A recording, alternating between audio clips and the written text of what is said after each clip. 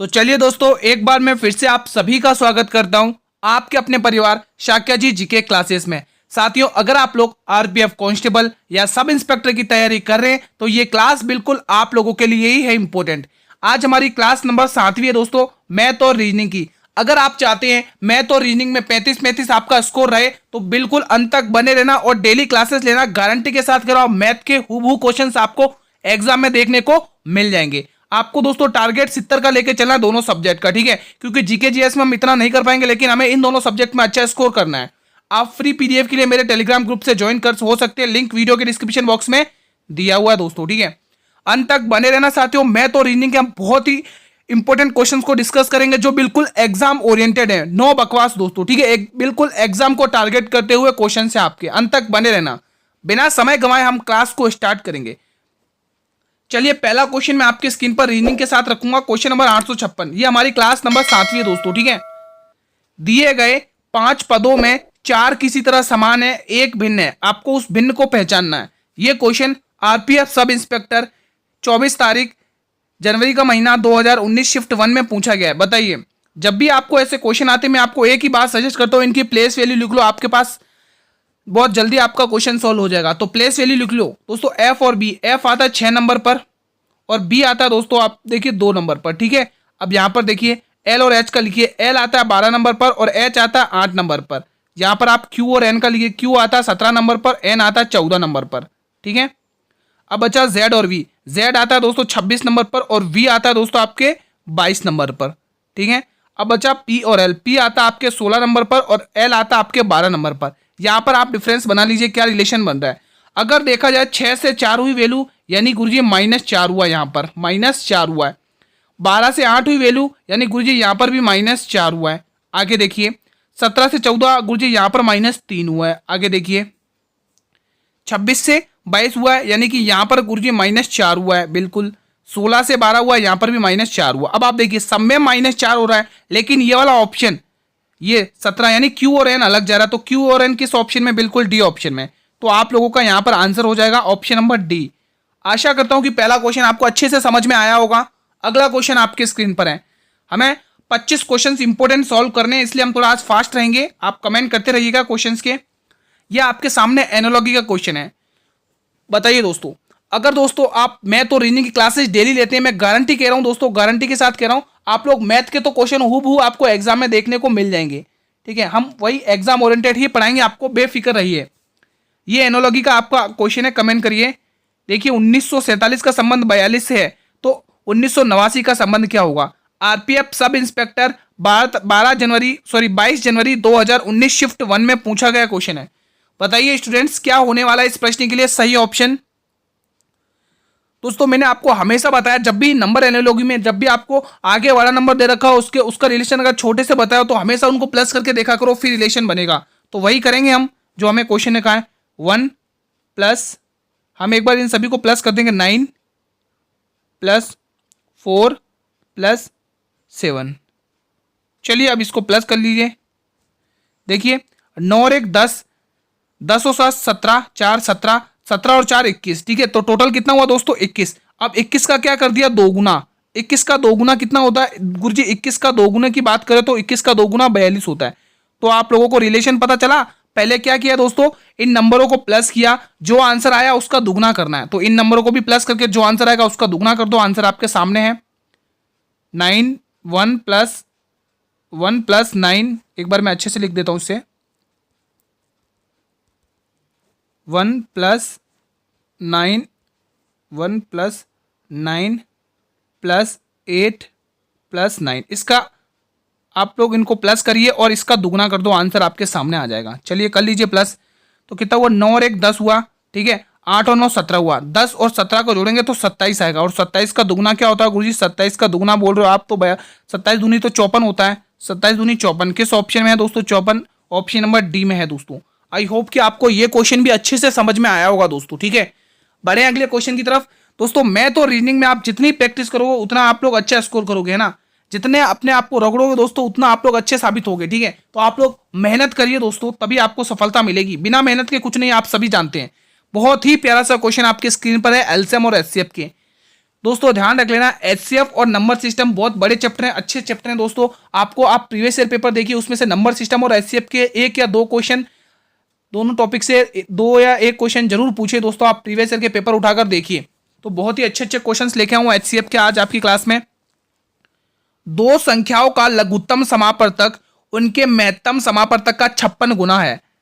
उनके एचसीएफ और दोस्तों एचसीएफ और एलसीएम का योग, दोस्तों यहाँ पे एलसीएम आएगा, माफी चाहता हूँ, यहाँ पे आप एक जगह यहाँ पे एलसीएम लिखिए, एलसीएम यहाँ पर आप एलसीएम लिखिए दोस्तों। मैं इसको काट के थोड़ा सही से लिख देता हूँ। यहाँ पर दोस्तों आप एलसीएम लिख लिए, एलसीएम यहाँ पे आप लोग एलसीएम कर लीजिए, ठीक है, यहाँ पर एलसीएम कर लीजिए, एलसीएम, ठीक है। चलिए, दो संख्याओं उनके एचसीएफ और एलसीएम का योग आपको दे रखा है दोस्तों। योग कितना दे रखा है? 1710। यदि उन दोनों संख्याओं में से एक संख्या 240 है तो आपको दूसरी संख्या ज्ञात करनी पड़ेगी। क्या है वो दूसरी संख्या? बहुत ही प्यारा क्वेश्चन है दोस्तों। इसमें खाली लैंग्वेज का खेल है दोस्तों। आप लोग लैंग्वेज भाषा समझ ली इसकी, तो ये क्वेश्चन आपके सामने कुछ नहीं है। चलिए क्वेश्चन को स्टार्ट करते हैं। एक तरफ हम एलसीएम लिखेंगे, एलसीएम जिसको आप लोग हिंदी में लैसे कहते हैं, और दूसरी तरफ हम लिखेंगे एचसीएफ जिसको आप लोग हिंदी में मैसे कहते हैं, ठीक है, ध्यान रखना। चलिए, अब क्वेश्चन ने क्या बोला ध्यान से समझना। लघुत्तम समापवर्तक यानी एलसीएम और उनके महत्तम समापवर्तक, उसके महत्तम समापवर्तक का 56 गुना है। मतलब कि एलसीएम एचसीएफ का 56 गुना है। यानी कि गुरुजी कही जाए मोटी मोटी बात, अगर एचसीएफ 1 है तो इसका 56 गुना कौन है भाई? एलसीएम है, ठीक है। अब इन दोनों का उसने क्या बोला? उनके एचसीएफ और एलसीएम का योग 1710 है। इन दोनों का योग कितना है? 57। लेकिन वो कह रहा है गुरुजी कितना है? 1710 है। यानी कि 57 की वैल्यू गुरुजी कितनी दे रखी है? 1710। कितनी दे रखी है मेरे वीरों? 1710। अगर देखा जाए तो यहां पर इसको आप कर लो दोस्तों, वैल्यू निकाल लो इसकी, क्या आएगी? कर लो यहां से 1710 लिखो, यहां पे आप 1710 को 57 से निकाल लो, 57 से कर लो, कितनी बार जाएगा? 19 की टेबल से काट लो, 19 नब्बे 171 और 19 दिया 57। यानी कि हमने वैल्यू निकाली तो अपने पास वैल्यू कितनी निकल के आई मेरे वीरों? 30। कितनी आई? 30 आई है दोस्तों। अब सुनना, मजा आएगा। अब आपको क्या करना पड़ता है? 30 को इससे भी मल्टीप्लाई करना और इससे भी मल्टीप्लाई करना है, ठीक है। यानी कि एलसीएम कितना है? 56। 56 को हम 30 से मल्टीप्लाई करेंगे। देखो दोस्तों पूरा सॉल्व मत करना, मजा आएगा अभी इसको सॉल्व करेंगे, ठीक है। और इसको किससे? 1 से भी मल्टीप्लाई कराना दोस्तों। और किससे मल्टीप्लाई कराना? 1 से भी। 1 बराबर, हमें तो एलसीएम निकालना है ना। अब दूसरी संख्या उसने कितनी दे रखी है? 240। पहली संख्या 240 दे रखी है, आपको क्या निकालनी है? दूसरी संख्या।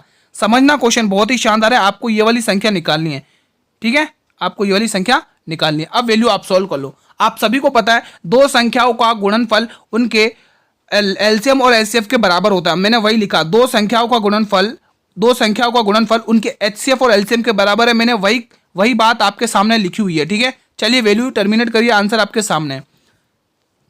चलिए दोस्तों आप लोग 8 की टेबल से काटिए इसको, 8 और 7 56। 8 की टेबल से इसको काटिए, 80 बार जाएगा।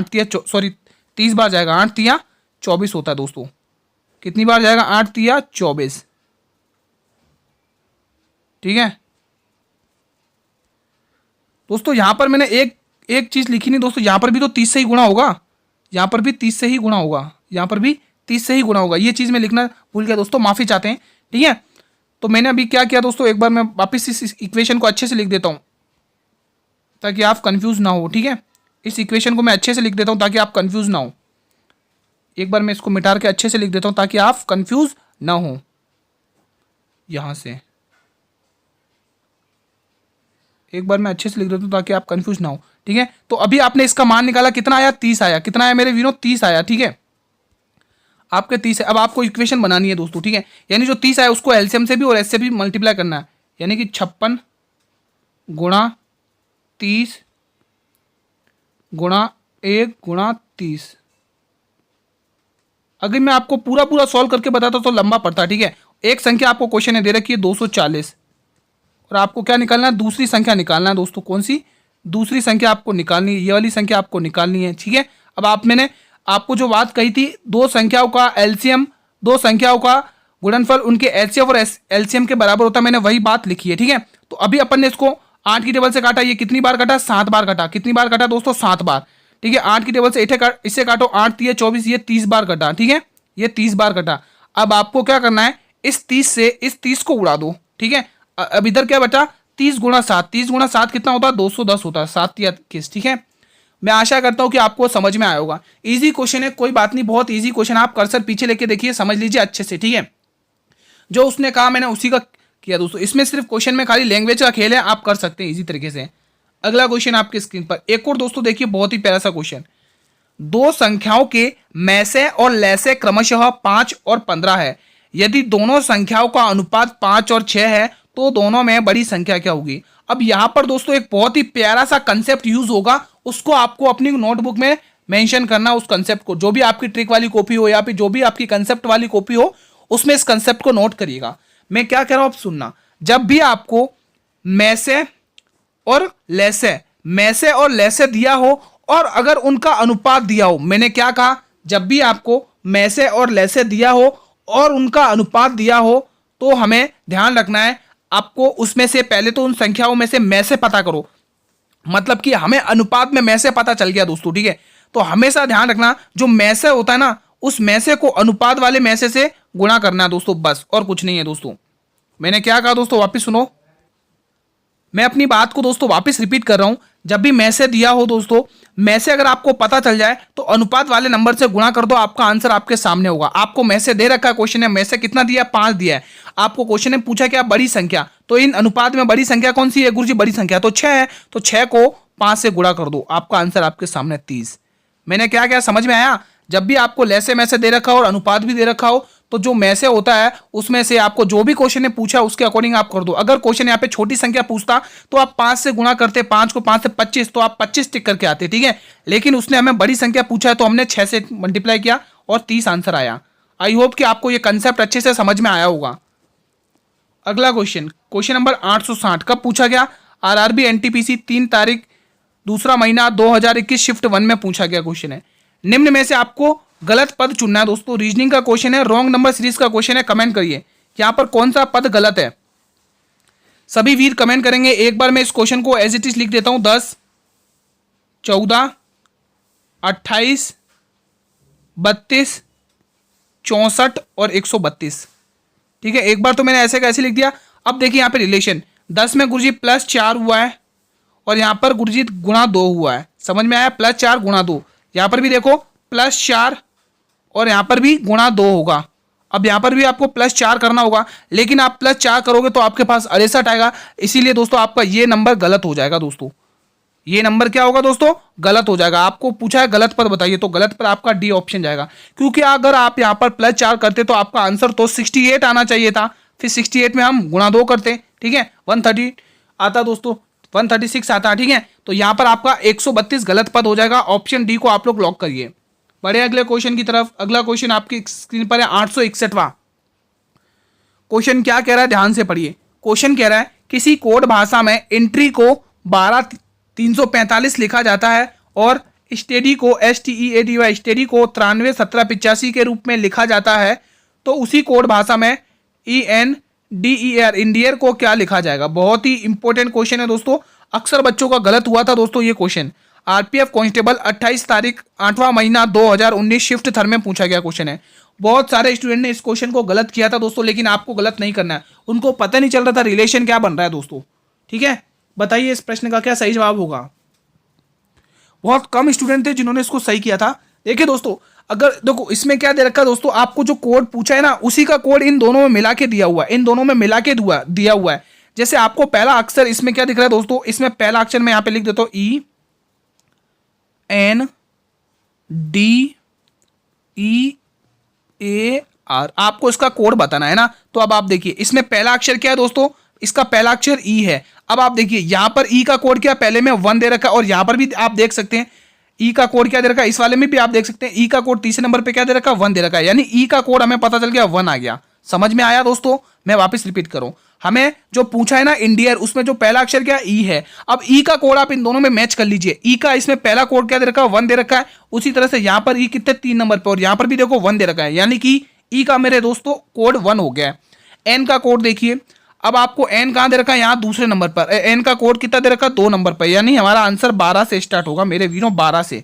तो 12 तो एक ही ऑप्शन में गुरुजी, ऑप्शन नंबर ए। तो भी आपकी तसल्ली के लिए पूरा चेक कर लेते हैं। डी देखो, अब डी किसमें दे रखा है, डी आपको यहाँ पर यहाँ पर दे रखा है, अब डी का यहाँ पर कोड क्या दे रखा है, 8 दे रखा है, तो हम यहाँ पर 8 लिखेंगे, बिल्कुल सही है। अब दे रखा है यहाँ पे आपको ई का कोड, अभी अपने 1 देखा था तो 1 लिख देते हैं। फिर आपको दे रखा है ए, अब ए का कोड देखिए यहाँ पर 1 2 3 4, यहाँ पे चौथे नंबर पे है दोस्तों, कितना दे रखा है, 7 दे रखा है, तो यहाँ पर 7 आ गया दोस्तों। अब बचा क्या, आर, आर का कोड देख लो मेरे वीरों, आर किसमें, ये रहा, यहाँ पर देख लो आर का कोड कितना है, 4, तो ये 4 आ गया, तो आपका बन गया ना 12 81 74, पहला ही ऑप्शन में 12 81 74। आशा करता हूं कि आपको ये क्वेश्चन अच्छे से समझ में आया होगा, एक बार आप इस पर ट्राई कर लीजिएगा क्वेश्चन, ठीक है। क्वेश्चन 862 बहुत ही प्यारा सा क्वेश्चन है दोस्तों, आपको कोडिंग डिकोडिंग का क्वेश्चन दिया हुआ, आप लोग कमेंट करिए बहुत ही इजी तरीके से, ठीक है दोस्तों। ये क्वेश्चन फिक्स है दोस्तों, एक तो आपके कोडिंग डिकोडिंग में कोड वाला क्वेश्चन आएगा और दूसरा क्वेश्चन इशारे वाला आएगा, ये फिक्स है आपके एग्जाम में आना, इसको दोस्तों कोई नहीं रोक सकता, आपके एग्जाम में आना फिक्स क्वेश्चन है। क्वेश्चन क्या कह रहा है, बस क्वेश्चन की लैंग्वेज का खेल है दोस्तों, लैंग्वेज समझ लोगे आप ओरल ही आंसर दोगे। देखो कैसे ओरल आप आंसर दोगे, आप एक बार क्वेश्चन पढ़िए, पहले मैं एक बार फटाफट से क्वेश्चन पढ़ता हूँ। पहले देख लो कब पूछा गया क्वेश्चन है, आरपीएफ कांस्टेबल 20 जनवरी 2019 शिफ्ट 3 में पूछा गया क्वेश्चन है। अब क्वेश्चन पढ़ते हैं।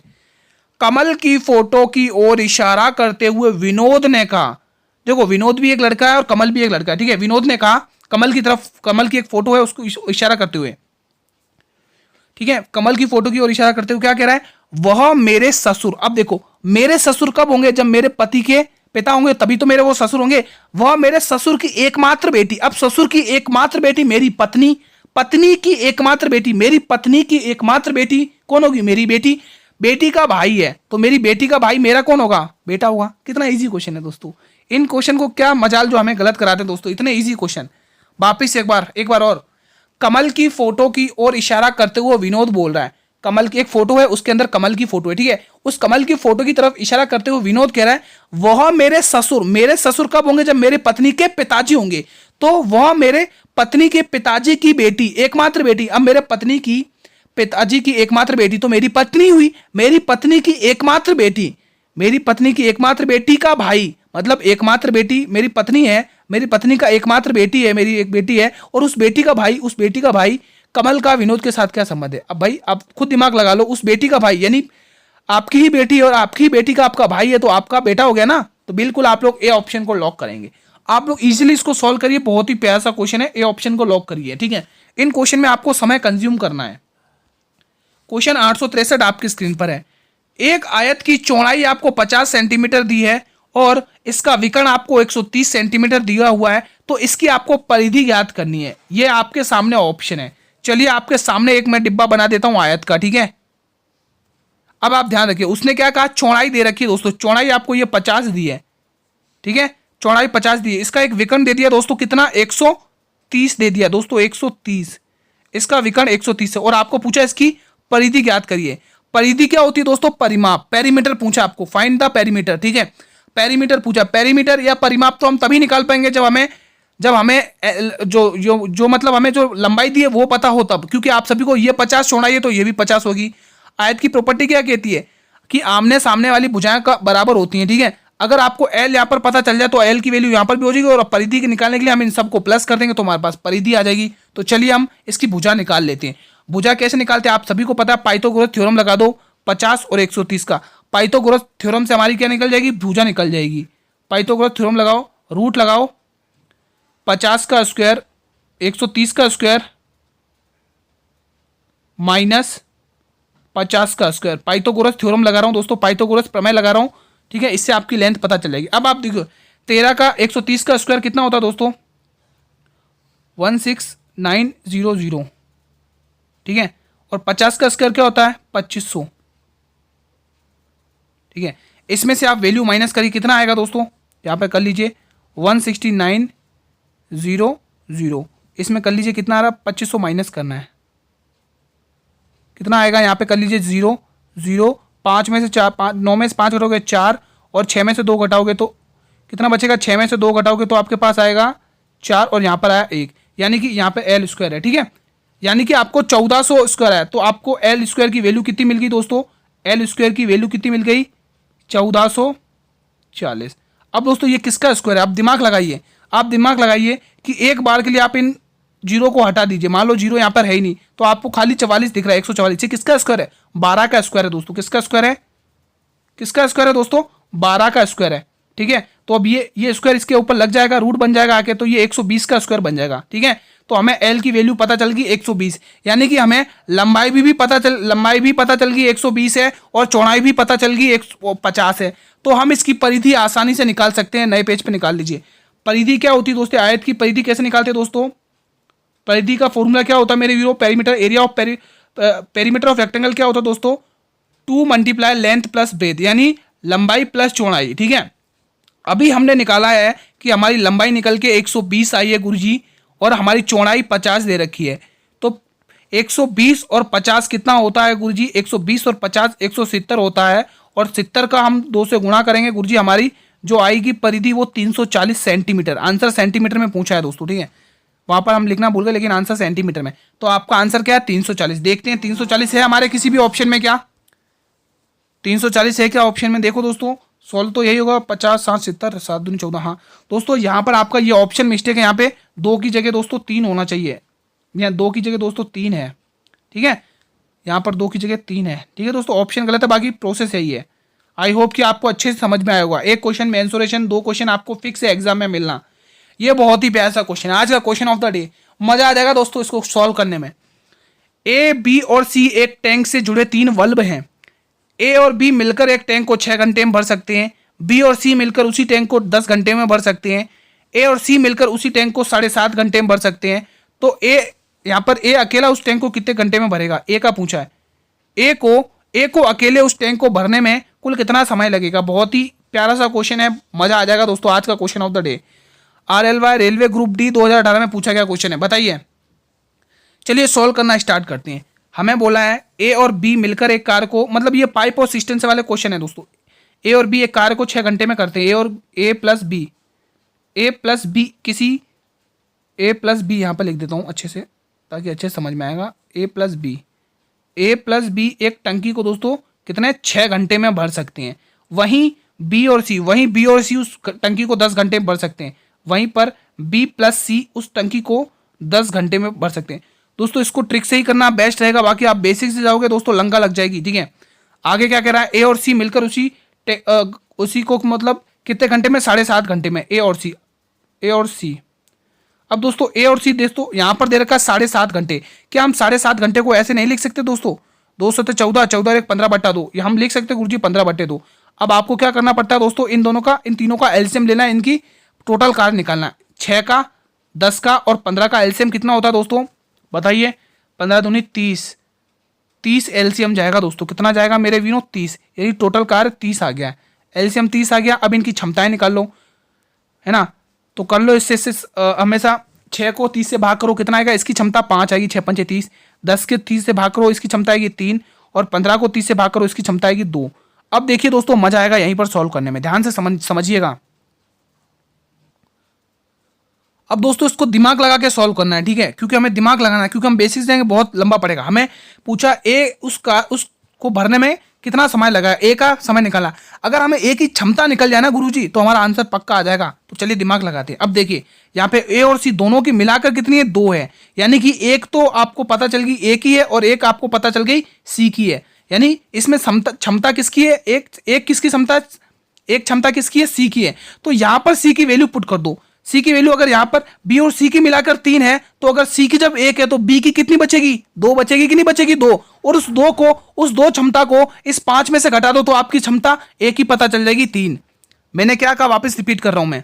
देखो दोस्तों ए और सी की मिलाकर यहाँ पर 2 दे रखी है, ठीक है, यानी कि एक ए की क्षमता है और एक सी की क्षमता है। यानी सी की क्षमता 1 पता चल गई, उस एक में से उस एक पता चल गया, आपको ये समझ में आ गया। अब यहां पर देखिए बी और सी की मिलाकर 3 है, यानी कि सी की तो हमें पता 1 है, तो उस एक क्षमता को हम यहां पर रख देंगे, तो 2 क्षमता किसकी पता चल जाएगी, बी की पता चल जाएगी। अब हमें बी की क्षमता 2 पता चल गई, अब उस 2 को इस ए और बी में रख देंगे, तो हमें 3 किसकी क्षमता पता चल जाएगी, ए की, क्योंकि ए और बी की मिलाकर 5 है ना, तो 2 तो इसमें बी की होगी और बचा क्या, 3, यानी कि 3 क्षमता किसकी है, ए की है। तो टोटल कार्य हमें पूछा उसको कितना समय लगा, टोटल कार्य 30 है, उसमें से ए की क्षमता 3 है, तो 10 घंटे लगेंगे।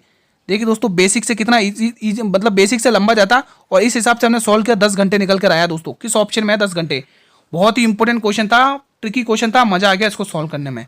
अगला क्वेश्चन नंबर 865 आपकी स्क्रीन पर है। क्वेश्चन क्या कह रहा है, एक धनराशि चक्रवृद्धि ब्याज पर 7 वर्षों में दुगनी हो जाती है, लेकिन कितने वर्षों में यह अपने आप की 8 गुनी हो जाएगी। ये 4 ऑप्शन आपके सामने हैं और आरपीएफ सब इंस्पेक्टर 11 तारीख पहला महीना 2019 शिफ्ट 1 में पूछा गया क्वेश्चन है दोस्तों।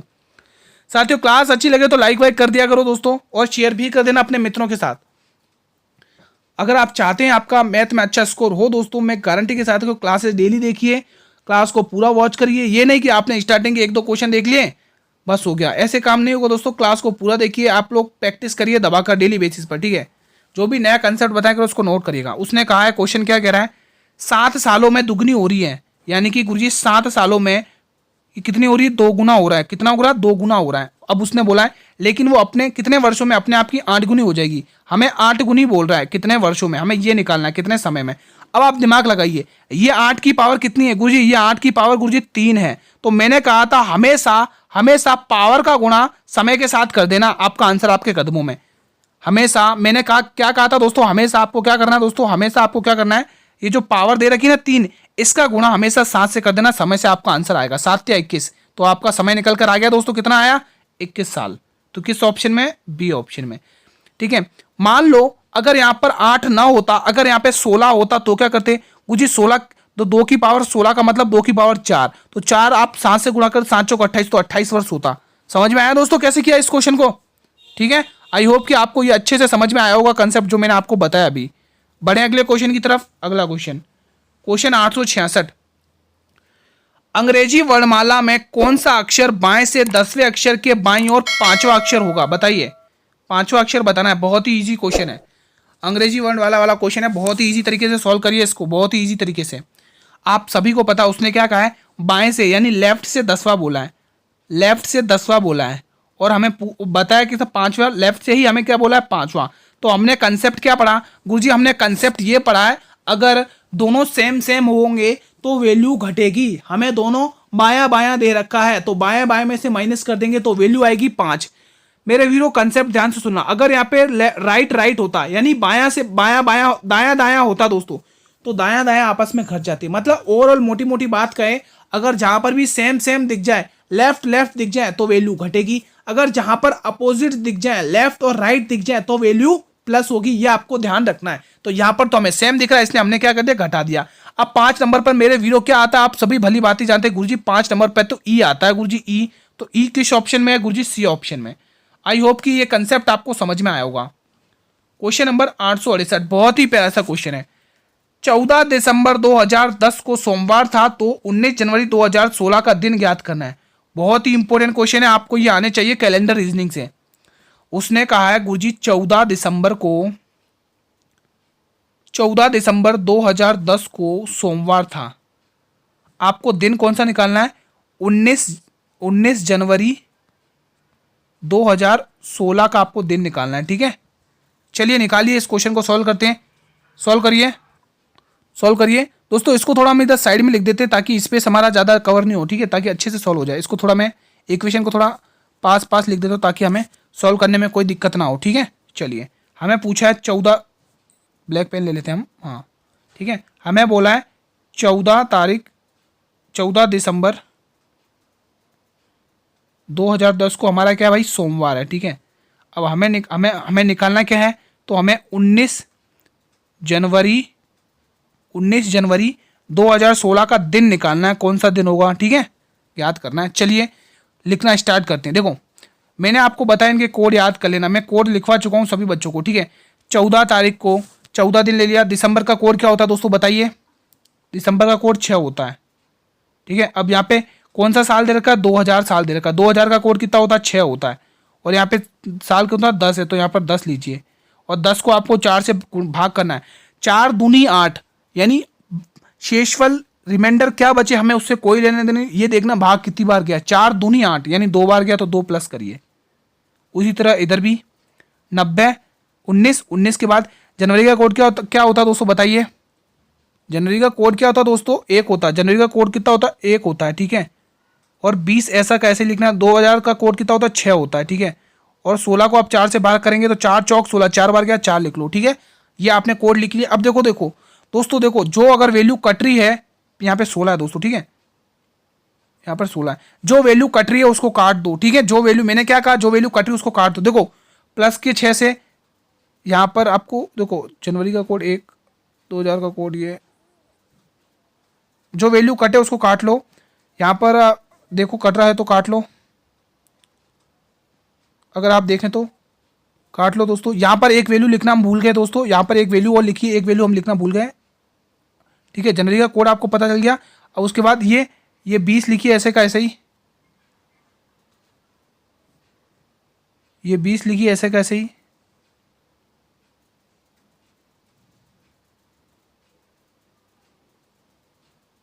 बीस लिख लीजिए, ठीक है दोस्तों। कर लीजिए, यहाँ पर 20 नहीं 6 होगा क्योंकि हमें 2000 का कोड लिखना है, ठीक है। और 16 का 4 आएगा। चलो इसको सॉल्व कर लेते हैं, आंसर आपके सामने देखिए। 14 और 6 20, 20 और 6 26, ठीक है। 20 और 6 26, और यहाँ पर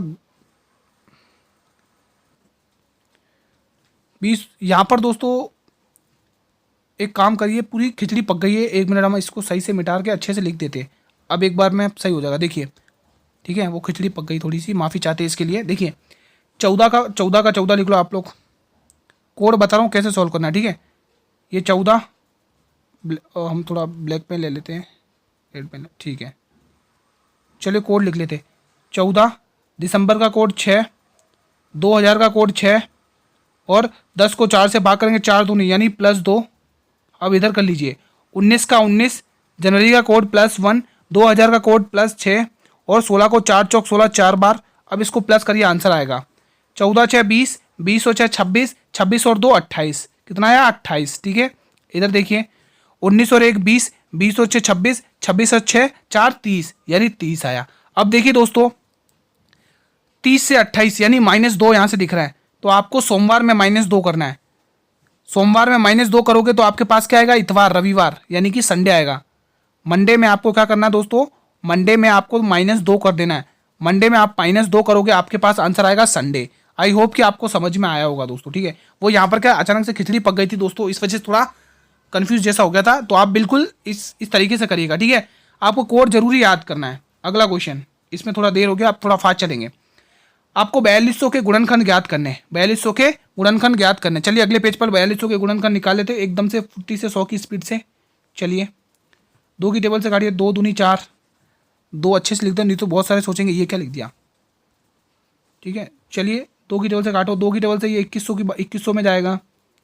वापिस 2 की टेबल से काटिए, 2 दाएँ 20, 1 बचेगा, 1 बचेगा, 2 पंचे 10, ये 0 आएगा, ठीक है। 2 की टेबल से काटिए, 2 पंचे 10, 2 दूनी 4, 1 बचेगा, 2 पंचे 10, ठीक है। अब इसको 3 की टेबल से काटिए, 3 1 3, 2 बचेगा, 3 7 21, 1 बचेगा, और 3 5 15, ठीक है। 5 6 7 6 13। अब इसको काटिए 5 की टेबल से, 5 3 15, 5 3 15, 2 बचेंगे, 5 7 35, 5 3 15, 2 बचेंगे, 5 5 25 आएगा, ठीक है। कितना आएगा, 5 25 आएगा दोस्तों। यहाँ पे लिख लो दोस्तों, यहाँ पर कितना आएगा, 5 25 आएगा। यहाँ पर कितना है, 5 25, ठीक है। और 5 टेबल से और काटिए, 5 5 7 35 और 7 1 7। तो आपको यहाँ पे गुणनखंड कितने देखने को मिले, देखो यहाँ पर 2 के जोड़े कितने मिल गए, 3 मिल गए, 2 के जोड़े 3 मिल गए, 2 के जोड़े 3 मिल गए, गुणा, ठीक है। और यहाँ पर 3 की पावर 1 ही है, 3 की पावर कुछ नहीं तो हम 1 मान लेंगे, ठीक है। और यहाँ पर 5 की पावर 2 देखने को मिल गई, और 7 की पावर हमें 1 ही देखने को मिली है, ठीक है। हमें गुणनखंड निकालना है, तो अब देखिए इसको कैसे करेंगे, ध्यान से समझिएगा। 3 के आगे का नंबर 4, 1 के आगे का नंबर 2, 2 के आगे का नंबर 3, और 1 के आगे का नंबर 2। इसको सॉल्व कर लो, आपको गुणनखंड पता चल जाएंगे। 4 दूनी 8, 8 3 24, 24 दूनी 48। तो कितने गुणनखंड निकले इसके, 48। ऐसे ही क्वेश्चन करना है आप लोग, कोई भी एक क्वेश्चन लीजिए, अपने हिसाब से उसका डिजिट चेंज करिए और करके देखिए, आपका आंसर आ जाएगा। कितना आया अपना, 48 आया। 48 है ऑप्शन में, बिल्कुल है option number A. I hope कि आपको ये क्वेश्चन समझ में आ गया होगा। क्वेश्चन 870, किसी संख्या को 45 से भाग देने पर शेषफल 28 बचता है, तो उसी संख्या को 15 से भाग देने पर शेषफल क्या बचेगा। एनटीपीसी 13 तारीख 2021 को पूछा गया। थोड़ा फास्ट रहेंगे आप, थोड़ा देखो। किसी संख्या को 45 से भाग देने पर शेषफल 48 बचता है। देखो मान लो यहाँ पर n संख्या थी, उसको आपने 45 से भाग दिया, तो आपके पास शेषफल कितना बचा, 28। इस टाइप का क्वेश्चन आएगा, मैं गारंटी के साथ कह रहा हूँ दोस्तों, लिख लो आप। इस टाइप का आपको एक क्वेश्चन जरूर देखने को मिलेगा। तो इसी संख्या को यानी इसी 28 को हम 15 से भाग करेंगे तो कितना आंसर बचेगा, 15 से भाग कर लो, 15 एकम 15, ठीक है, 5 और 8 5 13, मतलब 13 बच रहा है ओवरऑल। कितना बच रहा है मेरे वीरों, 13 बच रहा है भागफल। ऑप्शन डी बिल्कुल सही जवाब। अगला क्वेश्चन, एक चुनाव में एक उम्मीदवार ने 37% मत प्राप्त किए और विजयी उम्मीदवार से मतलब कि 5,20,000 के अंतर से हारा है वो, ठीक है। इस चुनाव में दोनों उम्मीदवार में को डाले गए मतों की कुल संख्या ज्ञात करनी है। इजी क्वेश्चन है दोस्तों, आपको एनटीपीसी 1 तारीख 2 महीना 2021 में यह क्वेश्चन पूछा गया है। कुल वैल्यू गुरुजी हमारे पास होती है 100% की, कुल वैल्यू हमारे पास 100% होती है। उसमें से एक को 37% मिले हैं दोस्तों, 37% से वो क्या हुआ, 37% मत प्राप्त हुए और वो विजय उम्मीदवार से 37% प्राप्त हुए और 63% प्राप्त नहीं हुए, ठीक है। और वो विजय उम्मीदवार से कितने अंतर से आ रहा है दोस्तों, हमें यहाँ का अंतर कितने का दिख रहा है दोस्तों, यहाँ का अंतर देखा जाए तो 26 का अंतर दिख रहा है और उसने कहा नहीं 52 मतलब कि 5,20,000 अंतर है। तो 26 की वैल्यू कितनी दे रखी है, 5,20,000, 5,20,000। चलिए वैल्यू टर्मिनेट कर लो, 26 दूनी 52 होता है, तो यानी हमारे पास वैल्यू आ गई 20,000 और हमें पूछी कितनी की, 100% की, यानी इसको इससे क्या करना है, गुणा करना है। आपका आंसर आएगा 20 लाख। कितना आएगा, 20 lakh. Option D will be the right answer. I hope कि आपको ये समझ में आया होगा। अगला क्वेश्चन 872, अमन 20 किलोमीटर की चाल से स्कूल जाता है तथा 60 किलोमीटर की चाल से वापस आता है, तो उसकी औसत चाल ज्ञात करनी है। दो तरीके से बताऊंगा जो आपको अच्छा लगे। पहले तो जो हमें फॉर्मूला पता है गुरुजी, जब भी हमें औसत चाल पूछे, एवरेज स्पीड पूछे, तो हमें कुछ नहीं करना है दोस्तों, 2 गुणा एक्स गुणा y upon x plus y, ये करके हम फॉर्मूला लगा देते हैं। ये पहला मेथड है, ये आपका फर्स्ट मेथड है दोस्तों, ठीक है। दोनों मेथड बताऊंगा। 2x, एक चाल कितनी दे रखी है 20 गुणा, और दूसरी चाल कितनी दे रखी है 60, और दोनों का गुणा 80, दोनों का प्लस करना है। 60 और 20 कितना हुआ 80। चलो वैल्यू को काट लो, कितना आ रहा है, 20 चौके 80, कितनी बार गया 15 बार, यानी कि गुरुजी 15 को जब हम 2 से गुणा करेंगे तो हमारे पास आंसर कितना आएगा 30। तो आपका आंसर किस ऑप्शन में, बी ऑप्शन में। आई होप कि आपको ये समझ में आया होगा। आप दूसरा मेथड देखिए, देखो एक तो चाल आपको दे रखी है 20 की, यहाँ पर अच्छे से लिख देता हूँ ताकि आपको अच्छे से समझ में आएगा, ठीक है।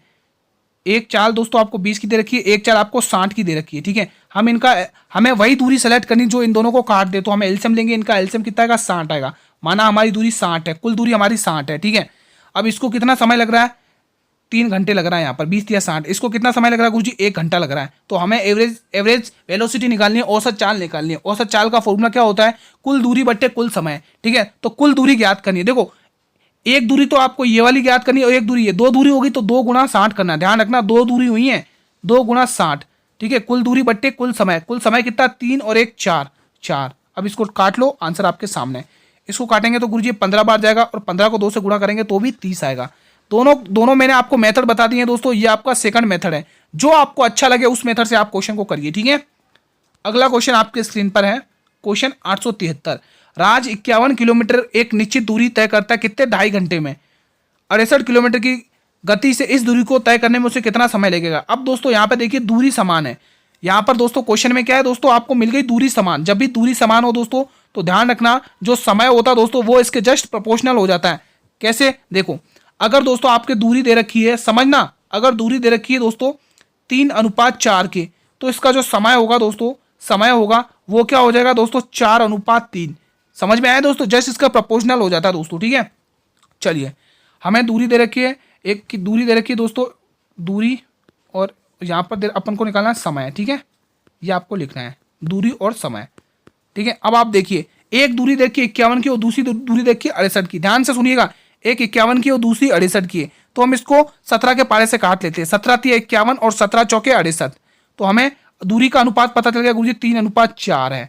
तो मैंने अभी बताया समय क्या हो जाएगा 4:3 हो जाएगा। अब आप खुद दिमाग लगाइए, उसने क्या बोला है, उसने कहा है कि एक राज 51 किलोमीटर की दूरी एक निश्चित दूरी से तय करता है, यानी निश्चित दूरी 2.5 घंटे दे रखी है। तो मेरे वीरों आप 2.5 घंटे को ऐसे लिख नहीं सकते क्या, ऐसे लिख सकते ना, 3 दूनी 6 और 1 7/2, 2.5 घंटे को 7/2 लिख सकते हो। यानी कि अभी दोस्तों अभी की दूरी उसको 4 की वैल्यू दे रखी है आपको 7/2 और आपको 3 की वैल्यू निकालनी है, यानी कि 4 की वैल्यू गुरुजी हमें पता चल गई कितनी दे रखी है, क्वेश्चन है 7/2 और आपको निकालनी 3 की वैल्यू निकालनी है दोस्तों, ठीक है। तो चलिए कर दीजिए, 4 की वैल्यू 7/2 है। अगले पेज पर सॉल्व कर लेते हैं हम इसे। चलिए अगले पेज पर हम इसे सॉल्व कर लें। 4 की वैल्यू हमें 7/2 दे रखी थी, किसकी वैल्यू, तो हमें 4 3 की वैल्यू निकालनी है तो सॉल्व कर लीजिए। 2 दूनी 4, ठीक है, नहीं यहाँ पे 4/3 ऊपर आएगा, माफ़ी चाहता हूँ मैंने गलत कर दिया, यहाँ पे 4/3 ऊपर करिए। ये 4/3 की वैल्यू पूछी है, चल मैंने वापस वही लिख दिया, 3/4 होगा, 3/, नहीं सही है 4/3, ठीक है। 2 से 2 गया, 2 दूनी 4, 7 दूनी 14/3, 14/3 कुछ गलती तो नहीं करी, एक बार देख लेते हैं क्वेश्चन में। हमें 4 की वैल्यू 7 दे रखी है और हमें 3 की वैल्यू पूछा है, 3 की वैल्यू हमें पूछा है।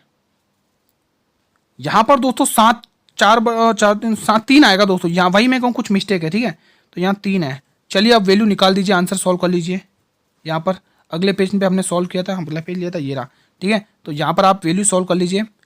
समझ में तो आ रहा है ना दोस्तों आपको क्या करना है, जब आपको दूरी समान मिल जाए तो आपको क्या करना है, समझ में आया ना आपको कैसे करना है, गुणा 3/4/3 करिए, लिख लो यहाँ पे 4, ठीक है। अब वैल्यू टर्मिनेट कर लो, 3 से 3 गया, आंसर क्या है 7/4 घंटे। 7/4 किस ऑप्शन में है भाई, 7/4 ऑप्शन नंबर ए में, ठीक है। तो ऐसे आपको ये क्वेश्चन सॉल्व करना है। जब दूरी समय हो तो समान समय इसका जस्ट रिसिप्रोकल हो जाएगा, ठीक है, मतलब कि प्रोपोर्शनल हो जाएगा, आपको ये समझना है, ठीक है। अगला क्वेश्चन आपकी स्क्रीन पर है, क्वेश्चन 874 रीजनिंग का एनालॉजी का क्वेश्चन है, बहुत ही प्यारा सा क्वेश्चन है, मजा आएगा दोस्तों। आज थोड़ी क्लास लंबी चली गई दोस्तों, ठीक है। अगर दोस्तों आपको 76 से 16 बनाना है, 56 से 12 बनाना है, वही रिलेशन आपको यहाँ बनाना है, तो कैसे करेंगे, देखो 76 से 16 कैसे बनेगा, 76 में आप 4 प्लस करिए और 5 से भाग करिए। मुझे 76 में 4 प्लस करेंगे तो कितना आएगा 80, 80 को जब हम 5 से भाग करेंगे तो हमारा आंसर कितना आएगा 16। पता चला कैसे करना है, ठीक है। चल अब वही आप इसमें करिए दोस्तों, 21 के साथ भी आप वही करिए। गुरुजी हम 21 में भी हमें क्या प्लस करना है, 4 प्लस करना है। 21 में जब आप 4 प्लस करोगे और 5 से भाग करोगे तो कितना आंसर आएगा, 21 और 4 कितना होता है 25, 25 में 5 से भाग करेंगे तो रिलेशन क्या आएगा 5 25 5। तो किस ऑप्शन में है भाई 5, ऑप्शन नंबर बी में। आशा करता हूँ कि आपको समझ में आया होगा। क्लास का अंतिम प्रश्न देख लेते हैं दोस्तों, 875, दो प्राकृत संख्याओं का अनुपात दे रखा है 6 और 8, उनका गुणनफल दे रखा है 768, तो छोटी संख्या ज्ञात करनी है दोस्तों। बहुत ही इजी क्वेश्चन है। देखो दोस्तों आपको पूछा छोटी संख्या, तो छोटी संख्या इसमें क्या है 6, और यानी 6 का मल्टीपल ढूंढ लो। 6 के मल्टीपल आपको 2 देखने को मिल गए, 12 और 24, यानी कि ये सी ऑप्शन तो कभी हो नहीं सकता, डी ऑप्शन कभी हो नहीं सकता। ऑप्शन से थोड़ा खेलने की कोशिश करो, ठीक है। अब हमें दो प्राकृत संख्याओं का अनुपात दे रखा है, मतलब दो संख्याओं का हमें अनुपात दे रखा है कितना 6x और 8x, ठीक है। हमें इनका अनुपात दे रखा है और इनका गुणनफल, यानी कि हमें इनका गुणनफल निकालना। गुणनफल दे रखा कितना 768, कितना दे रखा 768। अब इसको सॉल्व कर लिए तो 8 छंग 48x², कितना आएगा 48x²। वैल्यू ये तो आ गई 48x², इधर क्या है 768, ठीक है। अब आपको क्या करना है x² यहीं रखना है और 768 को आपको 48 से भाग देना है। 48 से आपको क्या करना है भाग देना है। जब आप इस वैल्यू को काटेंगे दोस्तों तो आपके बाहर ये वैल्यू 16 आएगी, यानी x² अपॉन 16। तो हमें x की वैल्यू पता चल गई गुरुजी, x की वैल्यू आ गई हमारे 4, है ना। जब रूट इधर आएगा तो ये 4 बना देगा, ठीक है। x की वैल्यू 4 आ गई। अब हमें पूछा सबसे छोटी, तो छोटी संख्या क्या है 6, तो 6x को आपको किससे 6 गुणा x की जगह आपको 4 लिखना है। 4 कितना आ गया 24। तो किस ऑप्शन में है आपके, ऑप्शन नंबर बी में। मैंने कहा था आपको ए और बी में से आंसर होगा। ये क्लास का अंतिम प्रश्न था। आई होप कि आपको आज की क्लास अच्छी लगी होगी दोस्तों। अगर ये लगा ये क्लास ये कंटेंट आपके लिए इंपॉर्टेंट है तो मेरे एक बार इस क्लास को लाइक कर देना। सभी भाई बहन एक बार क्लास को लाइक कर देंगे, एक बार सभी स्टूडेंट्स क्लास को लाइक और शेयर कर दें अपने सभी मित्रों में। और अगर आप लोग चैनल पर भी पहली बार विजिट कर रहे हो तो मेरे वीरों एक बार चैनल को भी सब्सक्राइब कर लेना और बेल नोटिफिकेशन को भी प्रेस कर लेना, ताकि मैं जब भी क्लास लेके आऊँ यूट्यूब पर तो यूट्यूब सबसे पहले नोटिफिकेशन आपको ही प्रेफर करेगा दोस्तों, ठीक है। अगर आप चाहते हैं मैथ में आपका अच्छा स्कोर रहे, 35 में से 35 जाए, तो बिल्कुल ये क्लास आप लोगों के लिए डेली हम क्लास लेके आते हैं, ठीक है। आप सभी को पता होगा हम एक दिन मैथ रीडिंग सॉल्व करते हैं और एक दिन हम जीके जीएस का बहुत ही शानदार मॉक टेस्ट लगाते हैं। हमने जीके जीएस के 2 मॉक टेस्ट कवर कर लिए, जिन्होंने नहीं देखे वो जल्दी से देख लो। वीडियो के डिस्क्रिप्शन में प्लेलिस्ट का लिंक दिया हुआ है, ठीक है, आप लोग जाकर देख सकते हैं। पीडीएफ अगर आप लोग चाहते हैं इस क्लास की, अगर आपको फ्री ऑफ कॉस्ट पीडीएफ मिले दोस्तों, पीडीएफ के लिए आप लोग टेलीग्राम ग्रुप को ज्वाइन कर लो। अब टेलीग्राम ग्रुप का लिंक वीडियो के डिस्क्रिप्शन में मिलेगा। अभी तक हमने जितनी भी आरपीएफ की क्लासेस कवर करी हैं, चाहे मैथ की हो, चाहे रीजनिंग की हो, चाहे साइंस की, चाहे जीके जीएस की हो, उन सभी की प्लेलिस्ट बिल्कुल आप लोगों के लिए बना दी जा चुकी है। आप लोग जल्दी से जाइए और ज्वाइन कर लीजिए दोस्तों, ठीक है। आज की क्लास कैसी रही, एक प्यारा सा कमेंट जरूर करके करना दोस्तों, ठीक है। और जो भी नए कंसेप्ट आज आपने सीखे उन पर प्रैक्टिस करना, आपका मैथ और अच्छा हो जाएगा दोस्तों, ठीक है। कल हम मेरे वीरों इसी टाइम पर एक और नई क्लास के साथ मिलेंगे। कल तो आपका मॉक टेस्ट तीसरा है जीके जीएस का, इसी टाइम पर, ठीक है, 8 PM पर। तब तक मित्रों, जय हिंद, जय भारत, वंदे मातरम, धन्यवाद।